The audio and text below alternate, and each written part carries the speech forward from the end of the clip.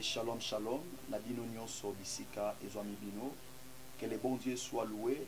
Oyo alekisi biso lisusu basali na ye na télévision ndenge bozolanda biso boye. J'espère que vous remarquez tolati bapolo ya pembe na kati ya bapolo bakomi je suis RDC et na sena yango bakomi Dieu a dit pour les Goma.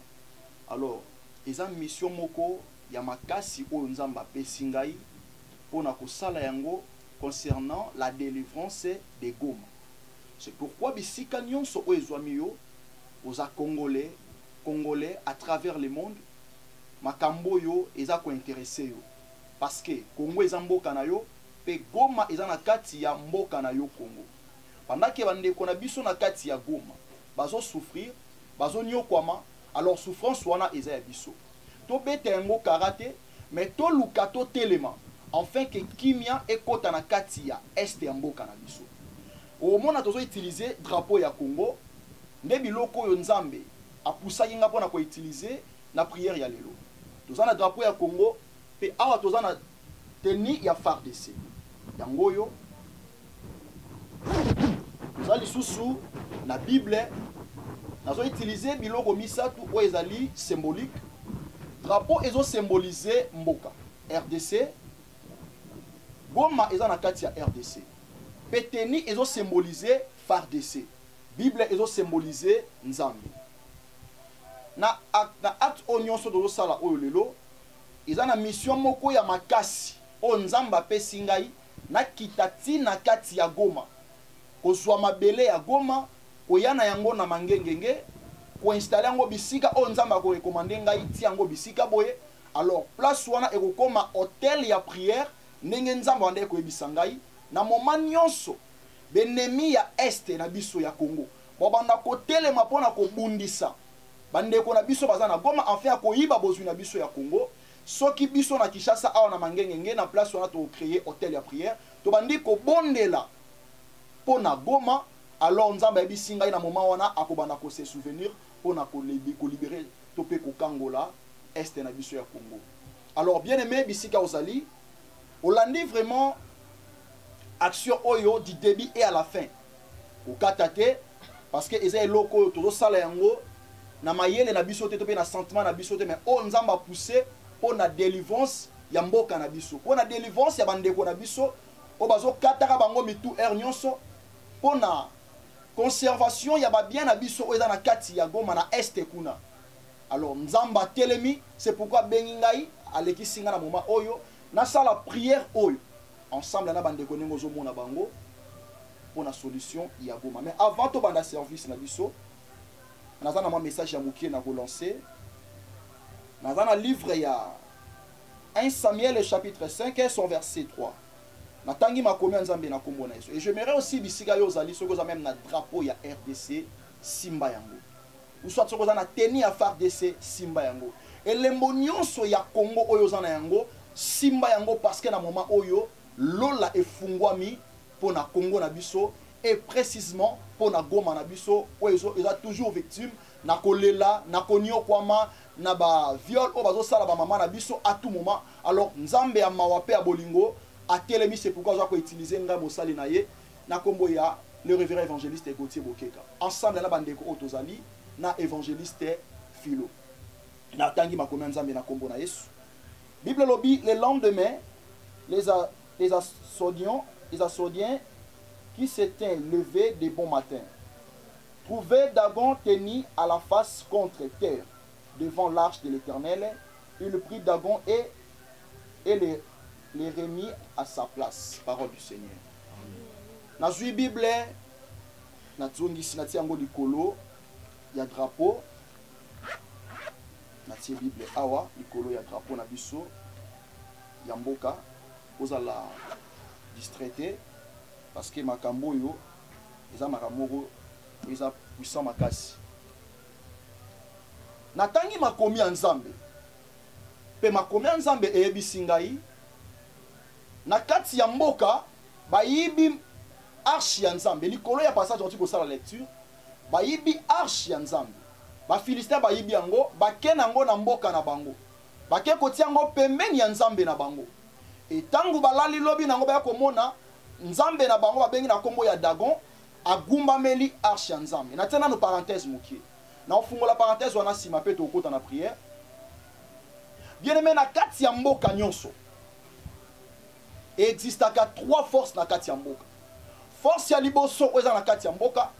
Topé na mboka nyonso mokili force ya liboso ezali la force politique. Et deuxième force ezali la force des armées. Et troisième force c'est la force spirituelle. Pourquoi la force nyonso misat oyo? Force politique eza ko jouer na oyo concerné diplomatie ya mboka. Pe force des armées eza na oyo ko jouer na kati ya défense physique pour la sécurité ya mboka. Ko batela mboka afin que ba paya to pe banguna libanda bakota na kati ya mboka te. Mais na kati ba force misat wana force mibale nde ezaka d'équilibre ya makasi pour la sécurité en mboka. Ils ont force des armées et la force spirituelle. Force armée, topé la force des armées, et tant qu'on a soutien, il y a force spirituelle. Parce que force spirituelle, il y a un monde et simbi, topé un monde des opé samakasi, na force des armées, enfin que na moment ya bitumba, ba meka kolonga. Parce que les gens bitumba misusu, tobe bitumba nyonso eyaka na bamboka.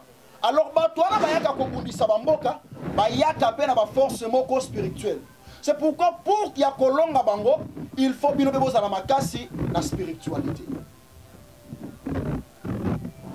La force des armées et la force spirituelle.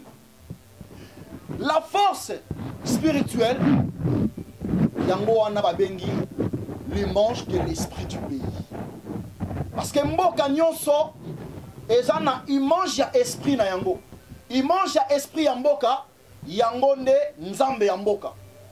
Alors na kati ya mboka nyonso baza na genre ya nzambe na bango, to pe qualité ya nzambe na bango, pe baza na hôtel principal o bakendaka ko invoquer qualité ya nzambe na bango. Na fungoli encore parenthèse nga na kangaki. Okomona na kati ya mboka oyo ba Philistin baza na nzambe na bango, ba benge na kombo ya Dagon. Eza na batu mususu baza na banzambe ya ba crocodile, misusu baza na banzambe ya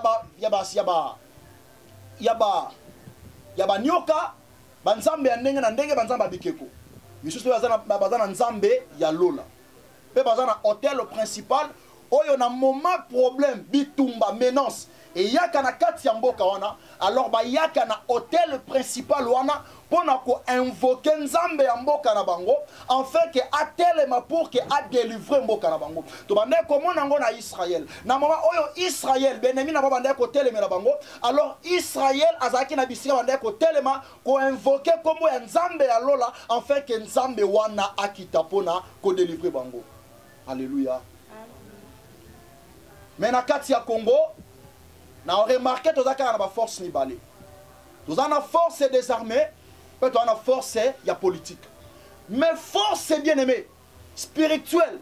Ou est cause à la soutien moko très connu.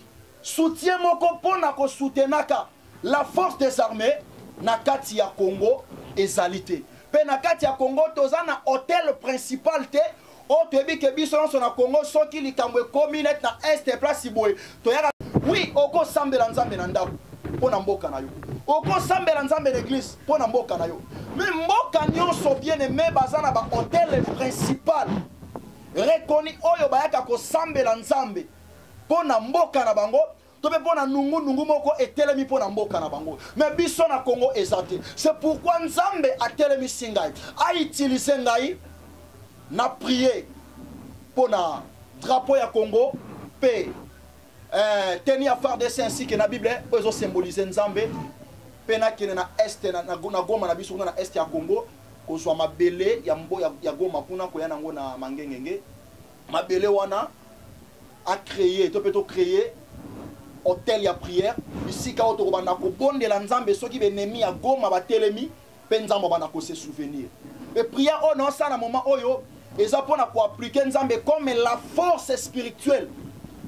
oyo ko banda ko soutenir armée na bisu ya FARDC ba soda mingi ba so ko bunda na nzoto pe na molimo bazana na nzambe na bango. Alors biso pe bongi to na nzambe na biso nzambe ya lola.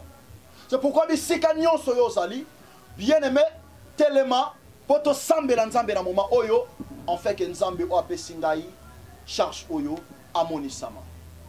Na suka ya prière na relancer yo nini osenga pour que tokine na est na biso ya Congo kozwa mabele wana.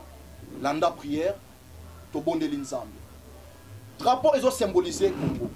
Tenir à FARDC ezo symboliser la force physique. La Bible ezo symboliser nzambe comme la force spirituelle. Tozo yembela nzambe. Pebi sika yo zali, j'aimerais que au côté de la présence ya nzambe. Enfin, il y a quoi activer la force spirituelle qui est le manche de Dieu, qui est l'esprit de Dieu dans notre pays. Enfin que est na biso ya Congo, bande ko na biso ba vivre pe na kimia. C'est pourquoi so za congolais. To bo za congolaise, makambo yo ko beta yango karaté. O ko négliger yango te. Mais au côté le pour que o soutenir prière oyo parce que Congo est en mboka na yo. Ata o changer nationalité, o comme français ou française. Mais il y a au changement makila te. On a toujours na makila ya Congo. Alors bien aimé, ba o bazonyo comme na est kuna. Ba bazonyo comme na Goma kuna, baza bande kuna yo ya Congo. To telema to bondela. To komi awa, je suis RDC et Dieu a dit pour les Goma. Nzamba lobi pour na Goma. Il faut to créer hôtel et prière automana ko invoquer Nzambe na biso pour na tina ya Goma. To bondeli. Yahweh nabika mwa sembola loboko na yo bato nyonso bamona yango bakumisa kombo na yo yemba Yahweh Yahweh nabika mwa Yahweh nabika mwa sembola loboko na yo bato nyonso bamona tango bakomona yo bakumisa oyemba Yahweh Yahweh nabika o Yahweh nabika mwa sembola loboko loboko na yo bato nyonso bamona tango bakomona bakumisa kombona nabelela nzambe nanga belela nzambe na mawa belela nzambe nanga kino akoyanolanga belela nzambe nzambe nzambe nanga kino akoya ongana belela nzambe nanga belela nzambe na mawa belela nzambe nanga kino akoyanolanga belela nzamba mawa belela nzambe nanga kino akoyanolanga. Osui maboko no bisika yo zali otomboli yango likolo. Osopi motema na yo liboso nzambe pe otali pasi ya bandeko na yo na este ya Congo. Obandi ko bonde la présence ya nzambe comme la force spirituelle.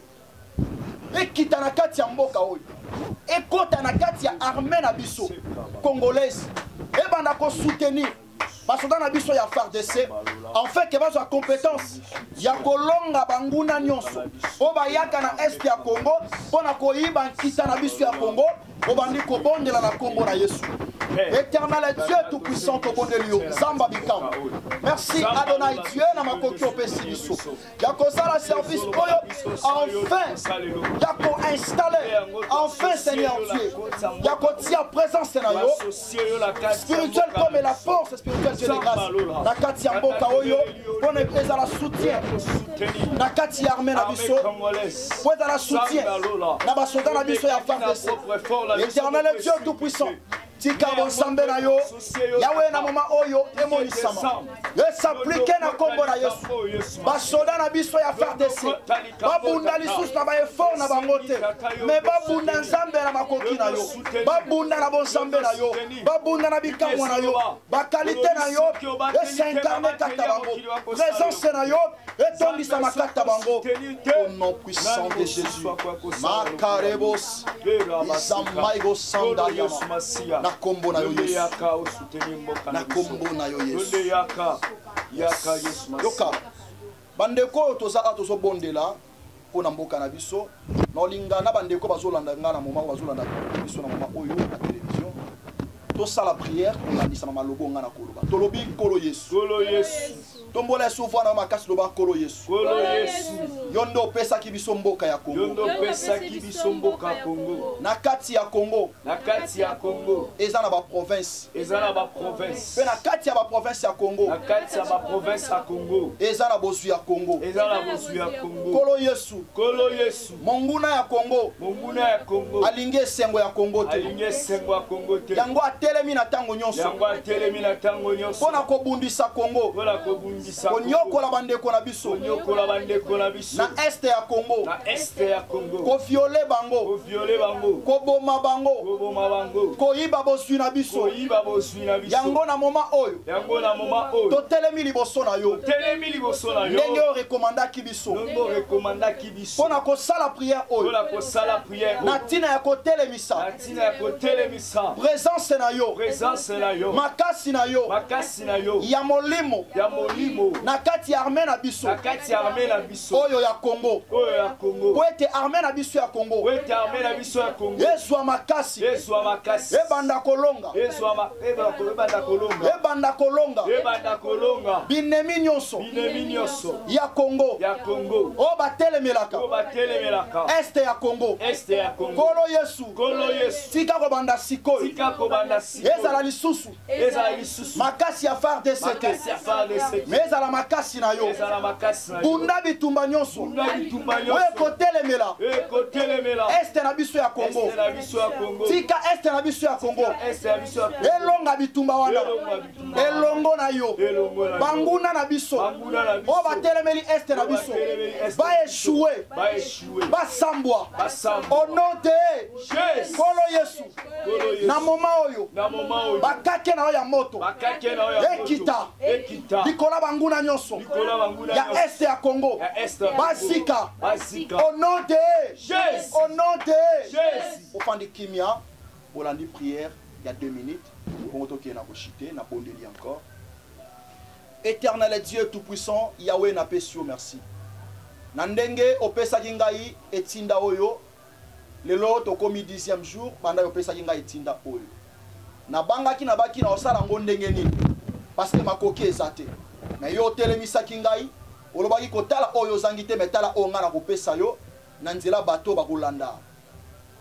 Service eko salama pour que yo komati na este ya Congo ozo mabele ya Goma oya nango na mangengenge enfin à ko établir hôtel ya prière o ba congolais bo banda ko invoquer ngai penga nzambe na banda ko se souvenir na este ya Congo na moment oyo bitumbe banda hôtel makuna Zambe na kokisi oyo ebisingai ya liboso loko la prière petika ete ya mibale pona makoki ya billet avion kolongo atina este ya Congo o sala ndenge olobaki na nzela muto azolanda service ona moment oyo bisika azali tika motema na ye ezala toucher pona ko soutenir ekolo na ye bandeko ne bazokufa na kati ya este ya Congo mimoni sans Zambia bikamu pe service auto sali oyo ezana impact makasi par le nom de Jésus pambola mutu nyonso na oyo ponyo toucher motema pona ko soutenir œuvre oyo ko soutenir Seigneur Dieu service oyo akobimisa quelque chose na ye pona billet d'avion to longwa watina Goma ko zomabele ya Goma ko yana ngo na Congo to pe na Kinshasa en faire ko tiengo na mangengenge pona ko créer hôtel ya prière pambola mutu na kobimisa finance na ye zongisa mingi pezala esengo na ye na kombo na Yesu ndeto bondeli tolobi. Merci Seigneur Jésus-Christ. Merci Seigneur Jésus-Christ. Merci Seigneur Jésus-Christ. Merci Seigneur Jésus-Christ. Amen. Amen. Yo kasi qu'on a lancé message à Souka d'être pour la service à prière. Bien aimé aux Olandangai, nous avons appelé ça un message pour eux, le 10e jour. C'était vers 5h du matin, na lali na lamuki, et puis tant na sisi ko sambela na lingi na bima na fungo la porte à chambre na bima. Na yoka, mon wanza mi andi ko bisanga lobi, nazo recommandé na service moko na faveur ya Goma ya RDC. Alors bien nga on va utiliser drapeau ya Congo, on va utiliser tenir à phare DCP na soko utiliser Bible.